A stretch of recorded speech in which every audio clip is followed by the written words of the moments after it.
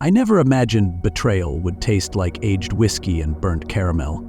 My restaurant, the Oak Barrel, was my pride, my life's work. I built it from nothing, pouring in every dime, every sleepless night, every ounce of my soul. It wasn't just a business. It was my legacy.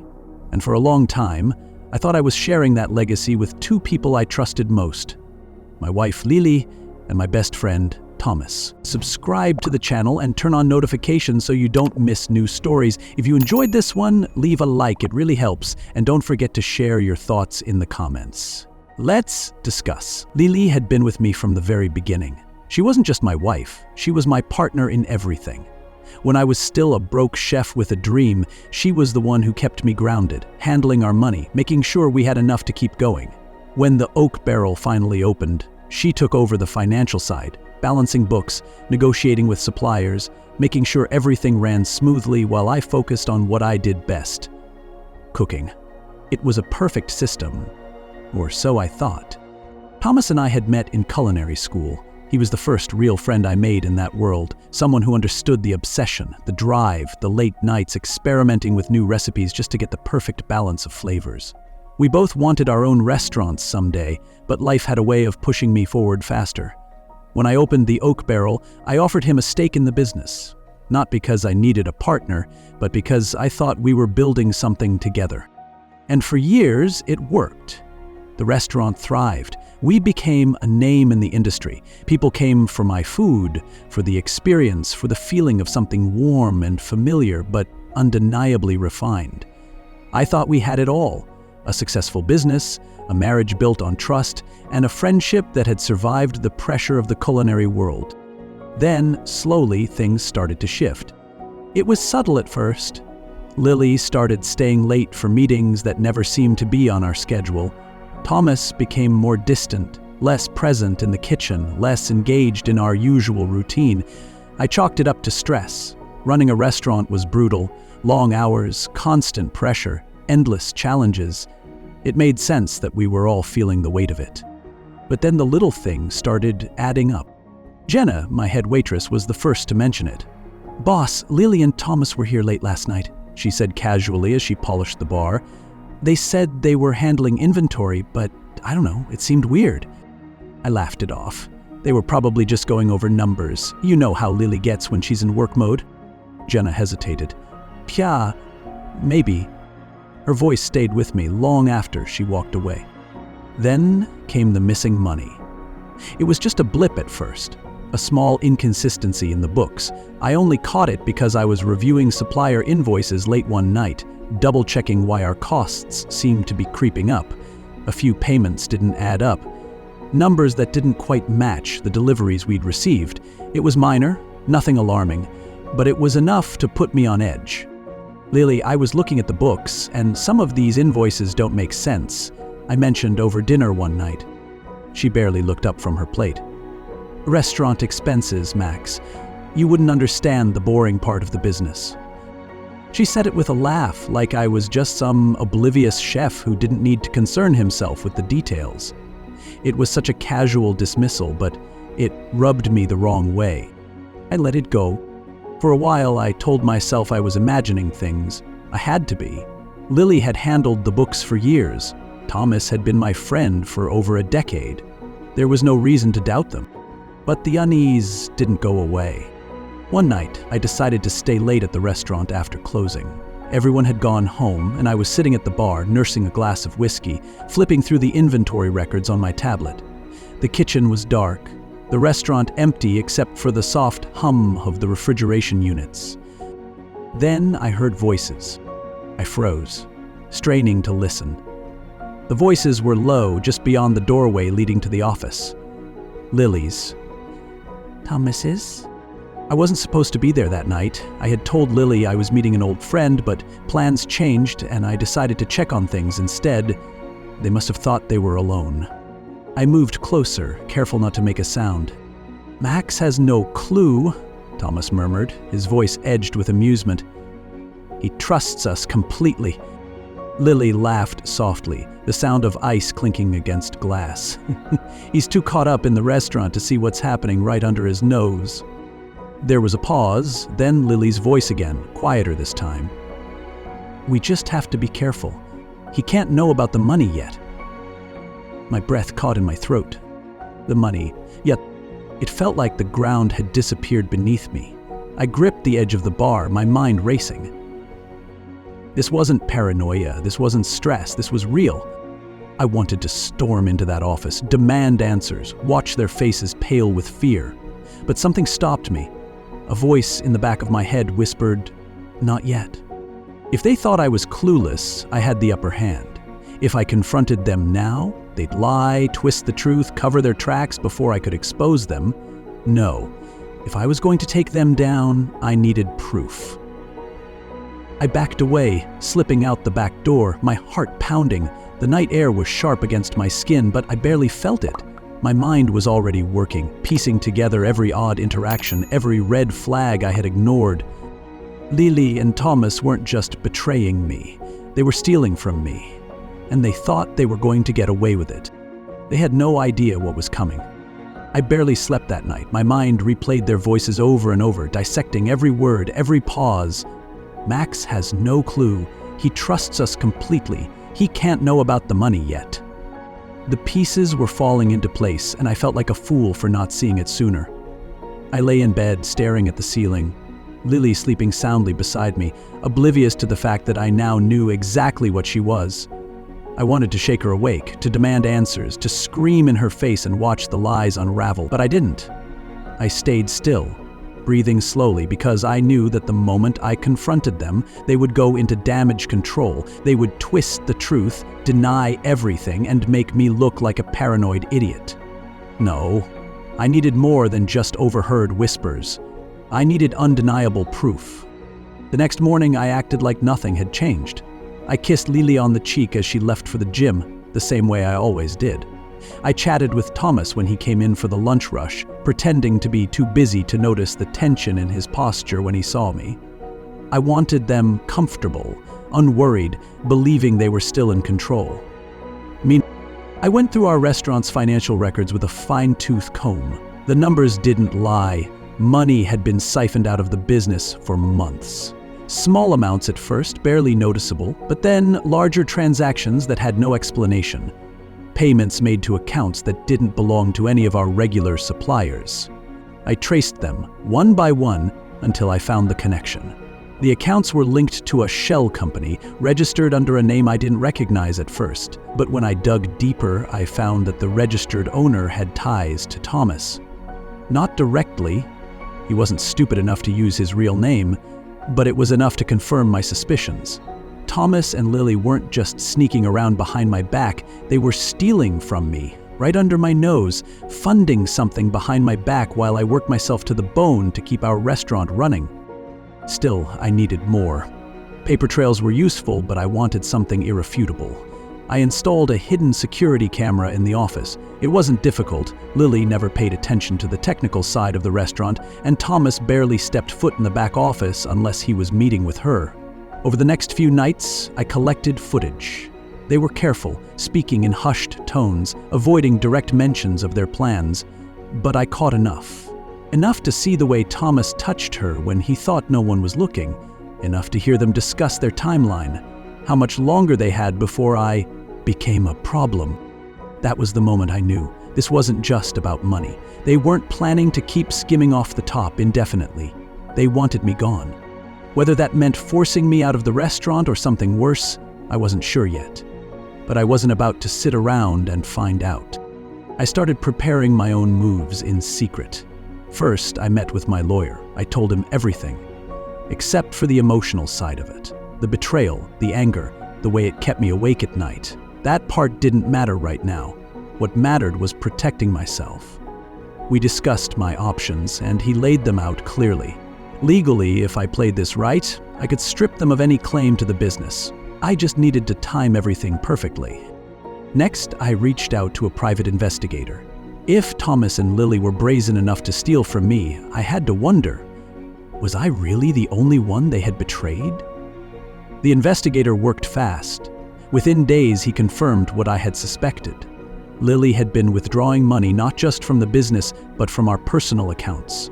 Thousands of dollars were gone, funneled into the same shell company that led back to Thomas, and it didn't stop there. She had been renting out a second apartment under a different name, one that she visited during the hours she claimed to be at the gym or running errands. I stared at the report in my hands, feeling my stomach twist with something that wasn't just anger. It was something colder, sharper, a deep, simmering hatred that settled into my bones. I had been married to this woman for years, shared my life with her, trusted her completely, and this was what she had been doing behind my back? But I wasn't going to fall apart. I wasn't going to lash out in a blind rage and give them the satisfaction of seeing me break. No, I was going to be patient. I was going to be careful, and when the time was right, I was going to destroy them both. Patience was never my strong suit, but I forced myself to wait. Every instinct in me screamed to act, to confront them, to tear their carefully crafted lies apart. But I knew better. If I struck too soon, they would cover their tracks, twist the situation, make me look like the unstable one. So I played my part. I pretended everything was normal, that I was still the same clueless husband and business partner they thought they were outsmarting. I smiled when Lily kissed me goodbye in the mornings, nodded when Thomas suggested new ideas for the restaurant, acted too distracted with work to notice their hushed conversations. But beneath it all, I was planning. I started making quiet changes behind the scenes. My lawyer helped me draft new contracts that shifted ownership percentages in ways they wouldn't notice until it was too late. I contacted the bank, freezing certain accounts without raising suspicion, ensuring that when the moment came, neither of them would have access to a cent they had stolen. I reached out to trusted investors, subtly discussing contingencies that would allow me to remove Thomas from the business without alerting him. It was all about timing. The goal wasn't just to catch them, it was to leave them with nothing. The security footage continued to pile up. I watched them meet in the office late at night, thinking they were safe. Watched the way Thomas stood too close, the way Lily leaned into him, their touches casual but intimate. I listened to their conversations, the way they laughed at my expense, the way they discussed the future, their future, where I was nothing more than a loose end they needed to cut. They talked about forcing me to sell my share of the restaurant, about manipulating me into walking away without realizing I was being pushed out.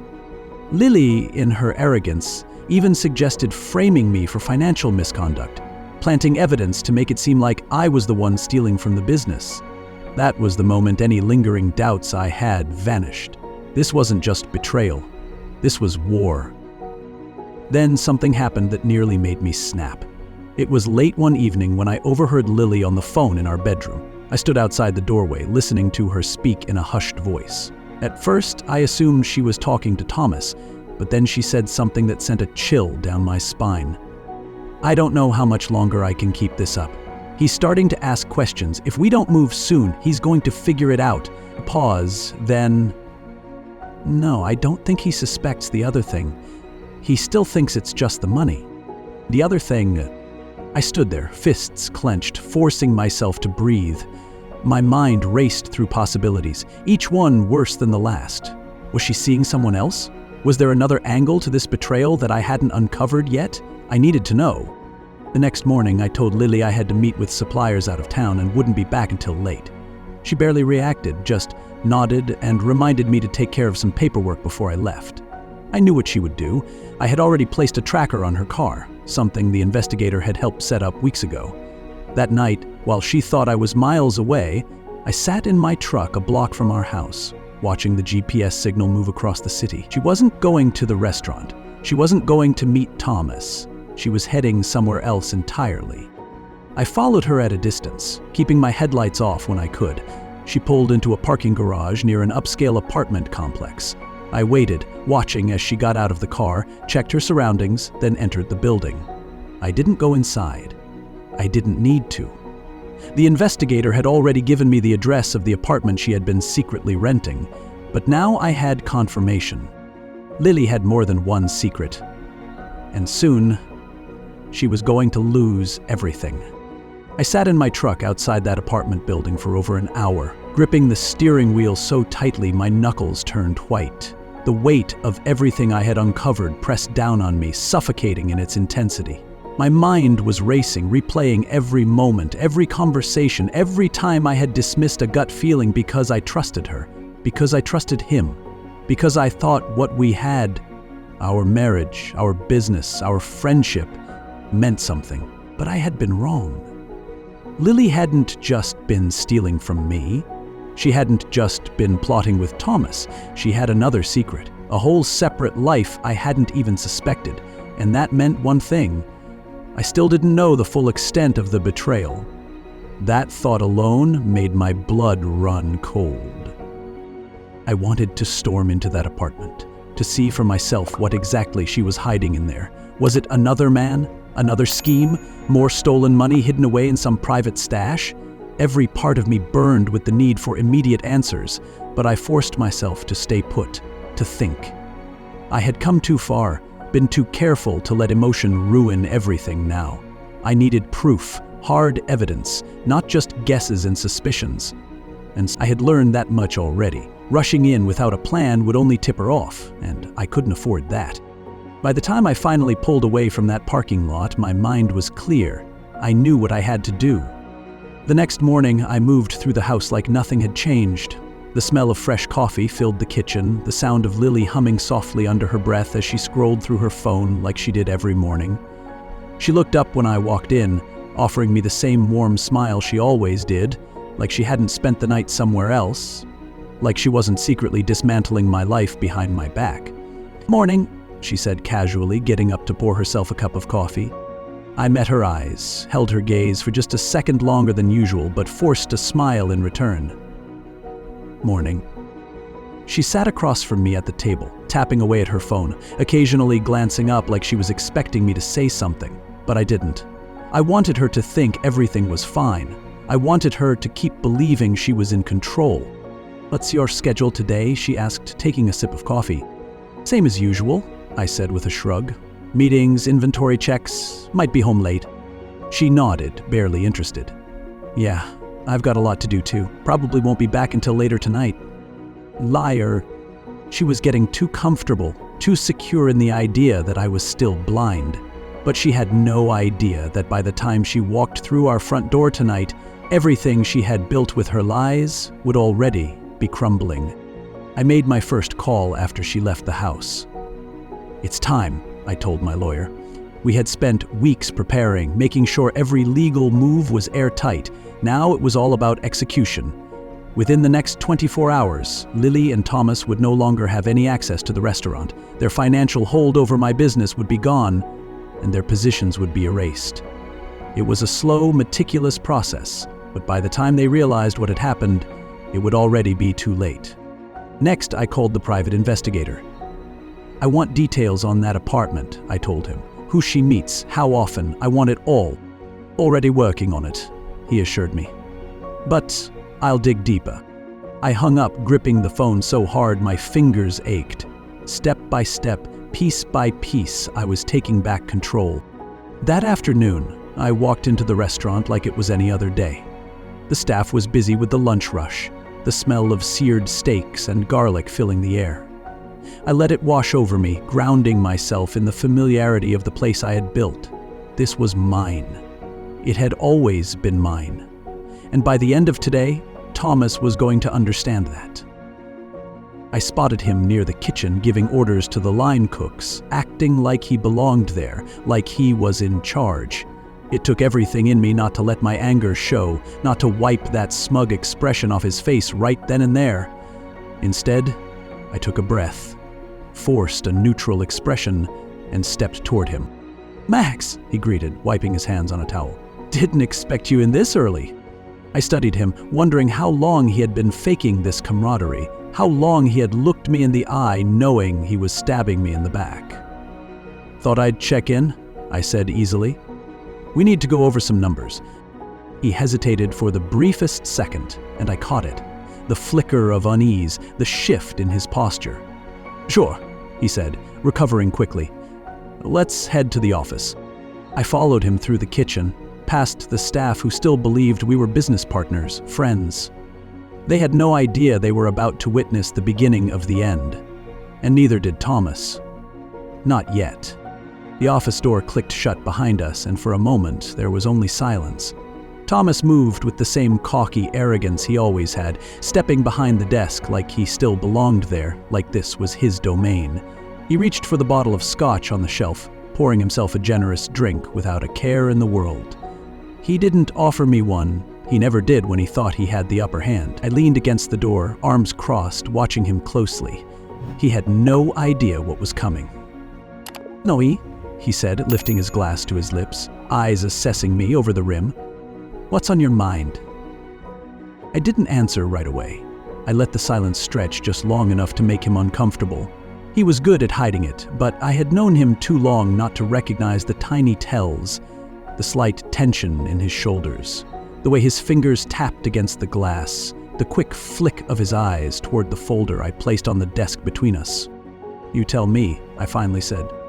He let out a quiet chuckle, setting his drink down. "Max, if this is about last month's numbers we already talked about, cut the bullshit." My voice was sharp, slicing through the fake pleasantries. His expression barely shifted, but I saw it, the flicker of something wary in his eyes. "We're past that now." He exhaled through his nose, shaking his head as if I was being unreasonable. "All right," he said, gesturing at the folder. "Let's hear it then. What exactly do you think is going on?" I flipped open the folder, revealing the neatly printed financial reports, bank statements and transfer records I had spent weeks compiling, every discrepancy, every missing dollar, every false invoice. "I know about the shell company," I said calmly. "The one Lily's been funneling money into, the one linked to an account that, when traced far enough, leads straight back to you." To his credit, Thomas didn't flinch. He glanced down at the papers with feigned disinterest, swirling the ice in his glass. "You've always been a paranoid guy," he said with a smirk. "I'm guessing you think Lily and I are working some grand conspiracy against you." I pulled a small USB drive from my pocket and placed it next to the folder. "I don't think, Thomas. I know. And I have proof." That finally got a reaction. His fingers tightened around his glass and his jaw clenched just slightly before he forced himself to relax. He was trying to calculate his next move, trying to determine how much I actually knew. I leaned in slightly, lowering my voice just enough to make him uneasy. "I have security footage, bank transfers, emails, text messages. It's all there. Every stolen dollar, every late-night meeting with Lily, every whisper about how you were planning to push me out of my own business." He let out a slow breath, placing his drink down with deliberate care. "And what exactly are you planning to do with this proof?" His tone was casual, but I could hear the tension underneath. I smiled, but there was no humor in it. "Oh, I already did it." I pulled another folder from my bag, this one filled with signed contracts and legal documents. "By the time you leave this office, you won't own a single piece of this restaurant. Your shares? Transferred. Your access to the accounts? Revoked. Your name? Removed from everything. You're done, Thomas." His face paled, and for the first time I saw real panic flash across his features. "That's not possible," he muttered, reaching for the papers, flipping through them as if he could will them into saying something different. "Oh, it's very possible," I said, enjoying the way his hands trembled slightly as he read. "I've been working on this for weeks. Every legal loophole, every clause you overlooked, I've used it against you. The investors already signed off on it. The bank already processed it. By the time you try to fight it, it'll be too late." He looked up at me, his breathing heavier now, his smirk long gone. "You think you can just push me out, after everything I've built here?" I scoffed. "Built? You didn't build anything, Thomas. You latched onto my success like a parasite. You stole from me, lied to me, betrayed me, and you thought you could get away with it." I leaned in closer, lowering my voice to a deadly whisper. "But you lost. You lost everything." "What?" I asked, opening my eyes as if dared anyone to harm me. I scolded Emily and Violet. "You lost? You lost everything." For a second I thought he might take a swing at me, His fists clenched, his body tensed, but then he exhaled sharply and stepped back, shaking his head. "Lily's not going to let this slide," he said, forcing a bitter laugh. "She's smarter than you think. She won't just roll over and accept this." I smirked. Oh, I'm counting on that. Because Lily had far more to lose than Thomas ever did, and she was next. Thomas left the office in a fury, slamming the door so hard the glass rattled. I didn't watch him go, I didn't need to. His fate had already been sealed. I imagined him storming out into the street, his mind racing, desperately trying to figure out a way to salvage what was left. But there was nothing to salvage. The moment he tried to access the accounts, he would realize he was locked out. When he called the investors, he would learn that his name had already been wiped from every contract, every record, every legal document that tied him to the Oak Barrel. He wasn't just out of the business, he was out of my life. But I wasn't done yet. There was still Lily, and she had far more to lose. I didn't go home that night. Instead, I stayed at the restaurant long after closing, sitting in the dimly lit dining room with a glass of whiskey, staring out at the city beyond the windows. The place was quiet now, just the faint hum of the refrigeration units and the occasional creak of the wooden floors. This place had been my dream, my purpose, the one thing in my life that had always made sense. And she had tried to take it from me. She had stood beside me for years, played the role of the devoted wife, all while plotting my downfall behind my back. And for what? Greed? Power? The cheap thrill of betrayal? I ran a hand over my face, exhaustion creeping in, but I pushed it aside. I had come too far to let my emotions take control now. Everything had to be executed perfectly. There was no room for error. The next morning, I arrived home earlier than usual. I knew Lily would still be there.